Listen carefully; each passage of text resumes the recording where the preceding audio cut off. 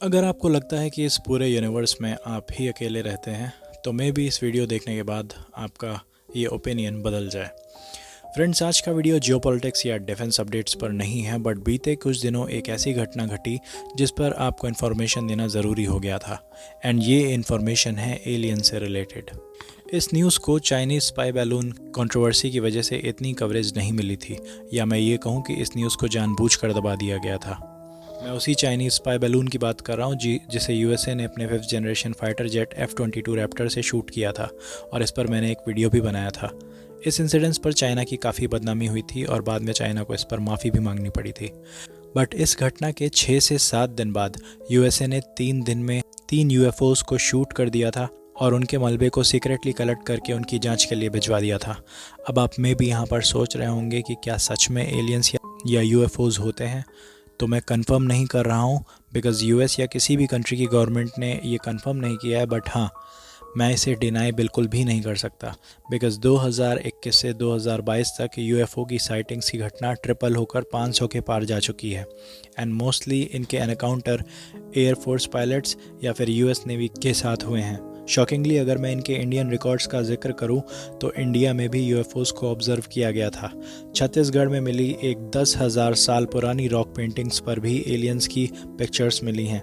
And Ladakh में तो line of actual control के पास करीबन 100 से भी ज़्यादा यूएफओज को ऑब्जर्व किया जा चुका है। एंड 3 अक्टूबर 1957 को इंडिया के बिहार स्टेट में करीबन 800 लोगों के द्वारा यूएफओ को ऑब्जर्व किया गया था। एंड उस टाइम लोगों ने ये रिपोर्ट किया था कि ये यूएफओ किसी सॉसर के शेप में था और ये अर्थ के सरफेस से करीबन 500 फीट ऊपर था और ये एक मोटर कार के इंजन की तरह आवाज़ कर रहा था। इन घटनाओं के अलावा भी भारत के और भी शहरों में जैसे कि कानपुर, गोरखपुर और कोलकाता में भी यूएफओ को ऑब्जर्व किया जा चुका है।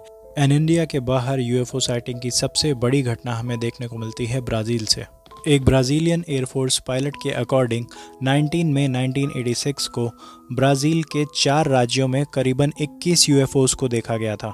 ये देखकर ब्राज़ीलियन एयरफोर्स तुरंत हरकत में आती है एंड अपने फाइटर जेट्स को इन ऑब्जेक्ट को इंटरसेप्ट करने के लिए भेजती है।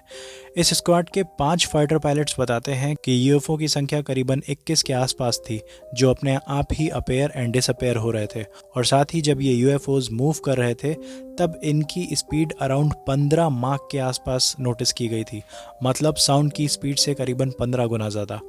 बट ऐसा भी नहीं है कि हमारी तरफ से एलियंस को कांटेक्ट करने की कभी कोशिश नहीं की गई।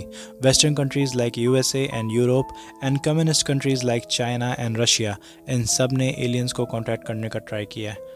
इन देशों की सरकारें कभी भी इन प्रोग्राम्स को ओपनली डिस्कस नहीं करती हैं, बट कुछ रिटायर्ड साइंटिस्ट या फिर एयरफोर्स पायलट्स के थ्रू हमें इनके एलियंस को कांटेक्ट करने के बारे में पता चलता रहता है। लेकिन क्या एलियंस को कांटेक्ट करना सही है, और क्या हमें एलियंस को आगे भी कांटेक्ट करते रहना चाहिए?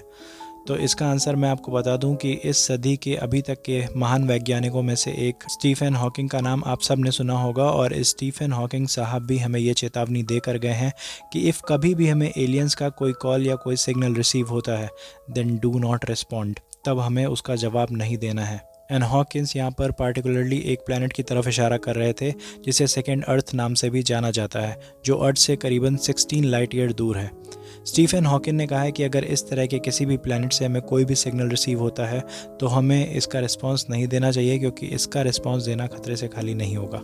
एंड जाहिर सी बात भी है, अगर कोई इतने डिस्टेंस से आपको सिग्नल भेज पा रहा है तो टेक्नोलॉजिकली वो हमारे साइंटिस्ट से ज़्यादा ही एडवांस होगा।